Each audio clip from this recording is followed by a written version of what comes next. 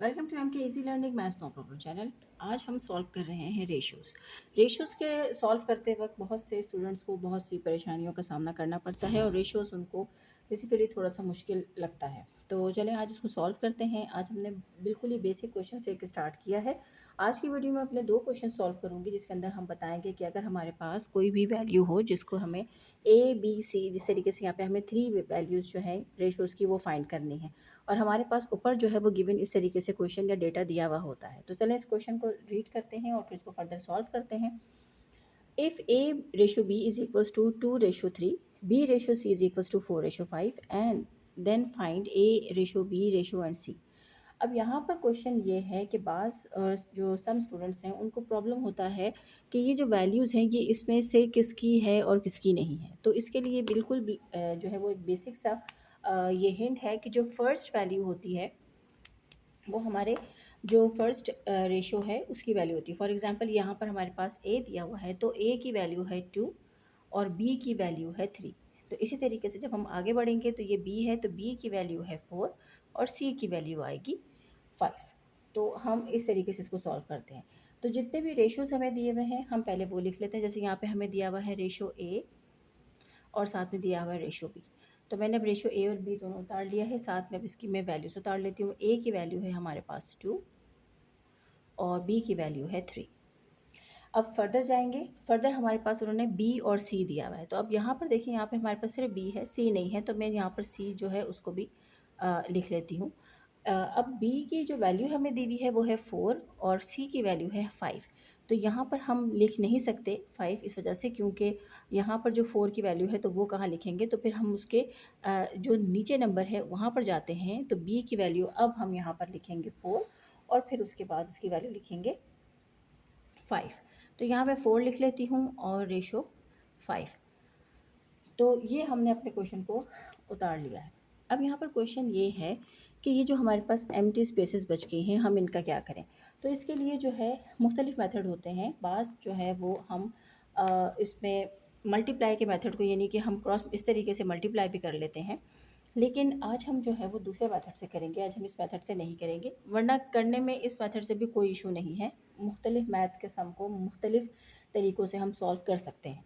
तो यहाँ पर आज जो है हम जो नंबर हमारे पास बी में है वही नंबर हम एज इट इज़ यहाँ पे सी में उतार लेंगे और इसी तरीके से यहाँ पे 2 के नीचे कोई भी वैल्यू ए की पार्ट में नहीं है, तो यहाँ पर जो वैल्यू है वो हम इस वैल्यू को यहाँ पे उतार लेंगे। अगर हम इस मेथड से ना करें, दूसरे मेथड से जिसमें मैंने पहले एरो बना के दिखाए थे, अगर हम उस मेथड से करें तो भी हमारा क्वेश्चन जो है वो इजीली सॉल्व हो सकता था। तो चलें फर्दर इसको सॉल्व करते हैं। अब ये करने के बाद हमने क्या करना है, अब ये जो आपस में नंबर्स हैं ये आपस में मल्टीप्लाई होंगे, ये नंबर्स आपस में मल्टीप्लाई होंगे और ये नंबर भी आपस में मल्टीप्लाई होंगे। तो फिर देखते हैं कि क्या आता है। जैसे यहाँ पर हमारे पास आया है 2 टाइम्स 4। अब पहले हम यहाँ से करेंगे 5 टाइम्स 3 इज़ 15। यहाँ पे हमारे पास रेशो आ गया 3 टाइम्स 4 इज़ हमारे पास 12 आ गया और 2 टाइम्स 4 जो है वो हमारे पास 8 आ गया। अब ये जो हमारे पास रेशोज़ आए हैं तो हम इस रेशोज़ को ये भी देखते हैं कि क्या हम इसको फ़र्दर सॉल्व कर सकते हैं। फ़र्दर सॉल्व करने का मतलब है कि हम इसको उस हद तक सॉल्व करेंगे जब इसको फ़र्दर सॉल्व ना किया जा सके, तो वो उसकी सिंपलेस्ट फॉर्म होगी। अगर हम अपने इन दोनों रेशोज़ को अगर शुरू के देखते हैं, जैसे कि यहाँ पर 8 है, यहाँ पे 12 है, तो ये हमारे पास पॉसिबिलिटी है कि ये एक टेबल है उसमें आते हैं, लेकिन ये जो 15 है ये उस टेबल में नहीं आता। फॉर एग्ज़ाम्पल अगर मैं 2 की एग्ज़ाम्पल लेती हूँ, अगर मैं इसको 2 से डिवाइड करूँ तो 2 टाइम्स 4 हो जाएगा, 2 टाइम्स 6 हो जाएगा, लेकिन 2 के टेबल में 15 नहीं आता। तो रेशो के लिए ये ज़रूरी होता है कि हम अगर इसको सिंप्लीफाई जिस नंबर से भी करें तो उस नंबर से हमारे पास जितने भी रेशोज़ दिए हुए होंगे तो हमें उन सबको उसी नंबर से ही सॉल्व करना होता है। तो इस वजह से इस क्वेश्चन को हम फर्दर सॉल्व नहीं कर सकते। तो इसका सिंपलेस्ट फॉर्म जो है वो यही है, यानी कि हमारा आंसर जो है वो अपने इस क्वेश्चन का आ चुका है। तो this is the simplest form. हम इसको यहाँ पे सिंपलेस्ट फॉर्म लिखते हैं। तो ये जो क्वेश्चन था that is a very basic question, यानी जब हम क्वेश्चंस को स्टार्ट करते हैं तो हम इसको इजीली समझ सकते हैं और कर सकते हैं। अब यहाँ पर हमारे पास इस क्वेश्चन में जो हमें वैल्यूज़ दी हुई थी वो 3 वैल्यूज़ जो है वो दी हुई थी, ए बी और सी। अब जो मैं नेक्स्ट क्वेश्चन अपना सॉल्व करने लगी हूँ उस क्वेश्चन में हमें जो है वो अगर हमें मुख्तलिफ ज़्यादा वैल्यूज़ दी हुई होंगी तो फिर हम किस तरीके से करेंगे। तो चलिए उसको देखते हैं। तो मैं अपना क्वेश्चन यहाँ पर लिख लेती हूँ। और फिर उसके बाद इसको फर्दर सॉल्व करते हैं। तो अब जब कभी भी हम रेशोज़ को सॉल्व करेंगे तो हमने ये देखना होगा कि कौन कौन से नंबर्स पहले लिखे हुए हैं या बाद में लिखे हुए हैं। ये बहुत इंपॉर्टेंट बात है। अगर हम इसके ऊपर जो है वो फोकस नहीं करेंगे तो क्वेश्चन हमारे गलत हो सकते हैं।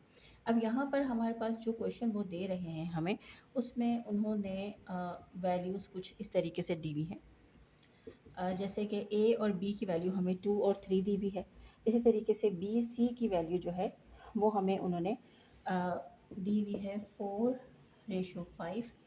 और फिर फर्दर चलते हैं एंड सी और रेशो डी जो है वो हमें दिया हुआ है 6:7। तो ये हमारी वैल्यूज़ हो गई हैं। तो हमें फाइंड क्या करना है, तो then we have to find A and D. तो ये बेसिकली हमें फाइंड करना है, ए एंड डी को फाइंड करना है। तो यहाँ पर अगर हम देखें और अगर जैसे स्टूडेंट्स देखते हैं तो वो कंफ्यूज हो जाते हैं कि इतना लंबा क्वेश्चन और इसके अंदर इतनी सारी वैल्यूज़।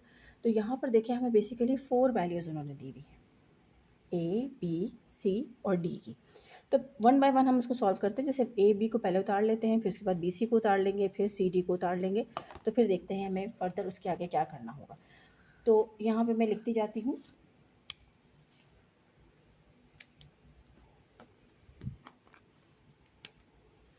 सबसे पहले हमें ए बी की उसने वैल्यू दी हुई है। मैं समझाने के गर्ज से यहाँ पर अपना ए बी और सी और डी लिख लेती हूँ ताकि स्टूडेंट्स को इजी रहे। तो ए की वैल्यू है हमारे पास यहाँ पे 2 और रेशो बी की वैल्यू है यहाँ पर 3।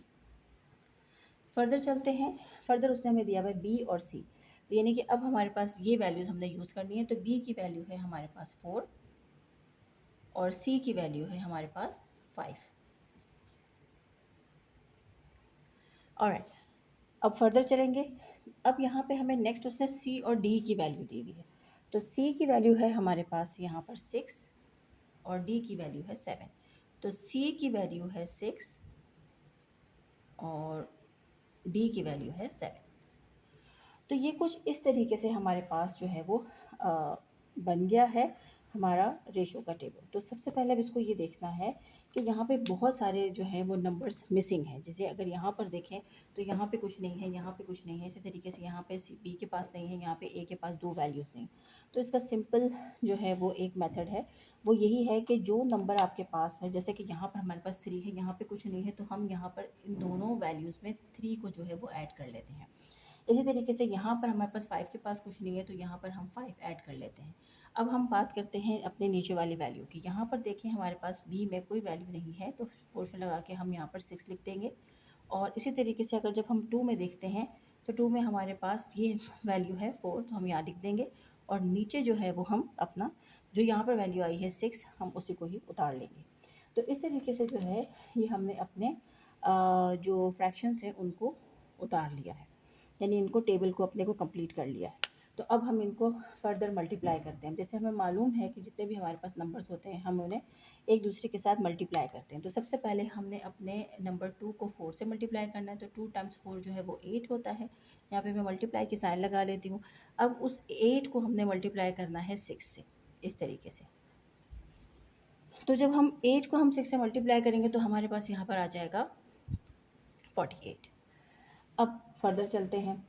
फर्दर हम जैसे जाते हैं यहाँ पर हम देखते हैं कि हमने अब मल्टीप्लाई करना है इसी तरीके से। 3 को करना है 4 से, फिर जो वैल्यू आएगी फिर उसको करेंगे 6 से। तो 3 टाइम्स 4 जो है वो 12 होगा और 12 टाइम्स 6 जो है वो हमारे पास क्या आएगा 72। फिर आगे चलते हैं। आगे हमने अब 3 को भी 5 को और 6 को करना है, यानी कि 3 को मल्टीप्लाई करेंगे 5 से और फिर 5 को जो भी नंबर आएगा उसको मल्टीप्लाई करेंगे 6 से। तो 3 टाइम्स 5 जो 15 होगा और 15 टाइम्स 6 हमारे पास क्या आएगा 15 टाइम्स 6,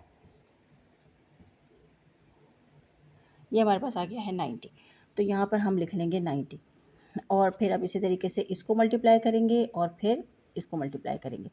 तो 3 टाइम्स 5 इज़ 15, 15 टाइम्स 7 जो है वो हमारे पास आई थिंक 105 आएगा। तो हम इसको करके देख लेते हैं। 15 टाइम्स 7,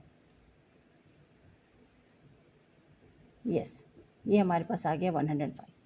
अब यहाँ पर हमें क्वेश्चन अगर हम देखें तो हमें उसने क्वेश्चन में हमसे क्या डिमांड की थी। क्वेश्चन में उसने हमसे कहा था कि आपने फाइंड करना है अपना ए एंड डी फाइंड करना है। तो हमने अभी बीच की जो वैल्यू, यानी कि हमारे पास ये ए की वैल्यू है और ये डी की वैल्यू है, तो हमने इन दोनों में से फाइंड करना है। तो बीच वाली वैल्यूज़ को जो है अब हम कंसीडर नहीं करते। अगर जो है हमसे क्वेश्चन की डिमांड होती कि सबकी फाइंड करें तो हम सबकी फाइंड कर लेते, लेकिन अभी क्वेश्चन की डिमांड है कि जब हमने सिर्फ ए और डी की फाइंड करनी है, तो हम इनको दोनों को देखेंगे और यहाँ पर ये गेस करेंगे कि कौन सा नंबर है जिससे 48 और 105 हम दोनों को फर्दर सॉल्व कर सकें, यानी कि इसके सिंपलेस्ट फॉर्म में हमें अपने आंसर को लेकर आना है। तो ऐसा नंबर है 3। अगर हम 3 से अपने नंबर को डिवाइड करें तो 3 टाइम्स 1 और यहाँ पे कैरी आ गया 3 टाइम्स 6। इसी तरीके से यहाँ पर हम ये भी 3 से जा सकता है, 3 टाइम्स 3 इज़ 9। तो यहाँ पे 1 कैरी, 3 टाइम्स 5 इज़ हमारे पास 35 आया। तो हमारे पास जो रेशो बनती है वो बन गया है ए रेशो डी। यहाँ पे मैं लिख लेती हूँ कि ए रेशो डी जो है वो हमारे पास बना है 16:35। तो ये बेसिकली जो है वो आंसर था जो हमने फाइंड करना था। तो इस तरीके से हम अपने रेशियोज़ को फाइंड करते हैं जब हमारे पास वैल्यूज़ जो हैं वो ज़्यादा हों, और तो फिर हमें इसको फर्दर किस तरीके से सॉल्व करना होता है, तो हम इस तरीके से अपने क्वेश्चंस को सॉल्व करते हैं। तो आई होप कि आप लोगों को जो है रेशियोज़ के क्वेश्चन समझ में आए होंगे। इसी तरह के मुख्तलिफ रेशियोज़ के क्वेश्चंस और मुख्तलिफ क्वेश्चन समझने के लिए मेरे वीडियो को ज्वाइन कीजिए। और आप लोगों को मेरी वीडियोज़ कैसी लगती हैं अपने फ्रेंड्स के साथ उसको शेयर करना और वीडियोज़ को लाइक करना ना भूलें। Thank you.